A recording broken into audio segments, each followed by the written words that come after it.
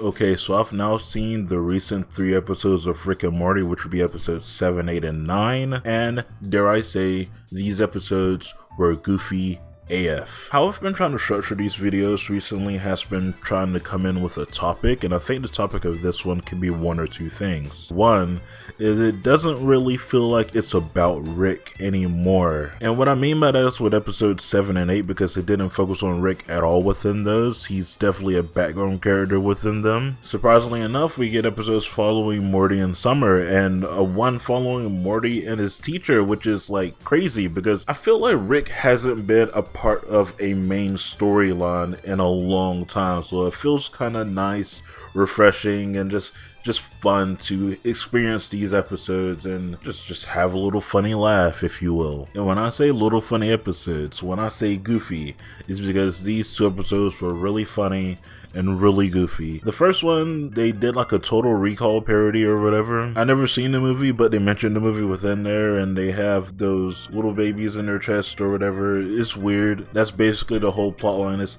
yo, this is kind of wacky. And then it gets a little serious for a second because they try to take in Summer and they cut Morty out of her because her and Morty ended up merging. That's what that whole part was about. Rick did end up going to save them, but nothing important really happened in this episode. It was just a really fun, really goofy episode that focused more on Summer and Morty's relationship than it did on any of their relationships towards Rick, although it did have some great tidbits for Summer and Rick's relationship. Because we don't focus on Summer and Rick a lot, we don't always remember what their relationship is like. Are they equals? Does he treat her poorly or worse than Morty? Who knows? But he explained it a little bit because this episode started off with Summer trying to do some chores for him to do something for her, and he ends up making this attribute distributor thing, I guess, so she can just change her stats anytime, any place. And Morty was obviously jealous of that. They end up having a brother-sister argument, as brother and sisters do, and that's why they merged. And Morty's argument towards that was he's been asking Rick for that for years, and Rick's never given that to her. And then later on, when she's trying to get Rick to fix it for her and Rick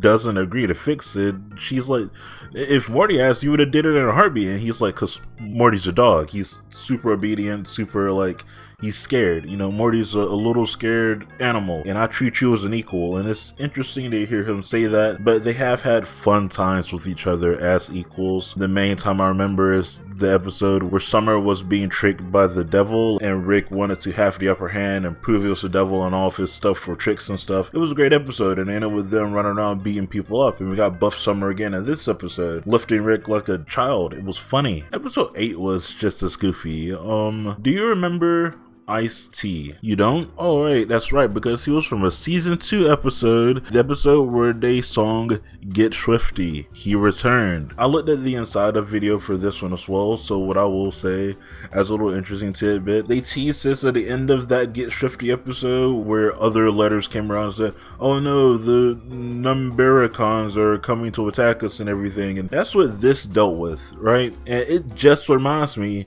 of the Meep episodes on Phineas and Ferb, where the first or second Meep episode or something, they ended with this teaser of a giant war happening, and they had no intentions of actually doing that, but once they started running out of ideas, they're like, yo, let's actually do this Meep episode, and they actually did it. And I don't know if that's the reason they decided to do this, or they were just feeling nostalgic for older Rick and Morty episodes, because the teacher was also in this episode, so they could have just been feeling nostalgic towards older things that used to mean more within Rick and Morty. I don't really have anything to say about this episode that much though. It was just a goofy episode that followed Ice-T now being called Water T, and he ends up becoming the king and now being referred to as Magma T, and he gets it on with Sinister 7, the number 7 chick, and it's just a goofy episode. And Ice Cube comes at the end, and yeah, neat. And then there was episode 9. I actually really like episode 9. I actually love episode 9. It's a great episode. In this episode, Rick kills himself and goes to Valhalla so he can create infinite energy. But in doing so, once he gets back to the real world, the Pope harnesses the energy. So he's just using it to have his will against everybody, using Bigfoot to kill people and everything. It's wild. It's a goofy episode. All of these episodes are goofy, really. This one focused on Rick a lot more within this one, so it makes it a little bit different from the other two compared to this one. But this one's just a really solid episode, so really funny bits. It starts off with Rick kind of manipulating everybody within the situations, manipulating all the Vikings in Valhalla, and manipulating Bigfoot. He's using a Pokeball in this episode for some reason. And I guess the message at the end is intellect comes in different ways, because that's what Bigfoot was arguing towards him, and he kind of needed the help of the Vikings at the end and stuff, and all the different monsters, and there was a lot of stuff going on. The Pope kept killing them back and forth and back and forth, so it was a lot of traveling back to Valhalla and back to the Pope just to get blasted again, and it was a lot. And the second talking point I wanted to discuss was what happens on episode 10. What happens at the end of this season for Rick and Morty? Will we get anything important at the end of the season of Rick and Morty? Personally, I kinda don't think so. I mentioned this a little bit when they killed Rick Prime in like episode 5. I said I felt like they did that so they wouldn't have to deal with any storyline stuff or wrap up anything going towards the end of this season. They did that so they can pursue more goofy stuff, I felt like.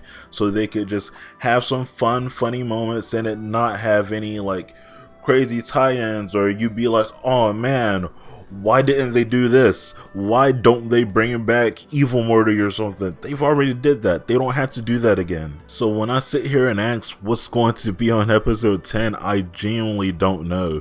I know a cold open's already come out on Adult Swim's YouTube channel and stuff at this point. I don't look at that stuff. I don't look at the trailers and stuff for what's going to happen in the next episode.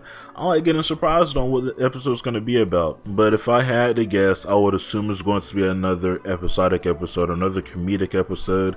I do think this season specifically had a lot of strong episodic episodes, so I'm kind of down with just doing that. Some of these concepts kind of felt solar opposites-y, if that makes sense.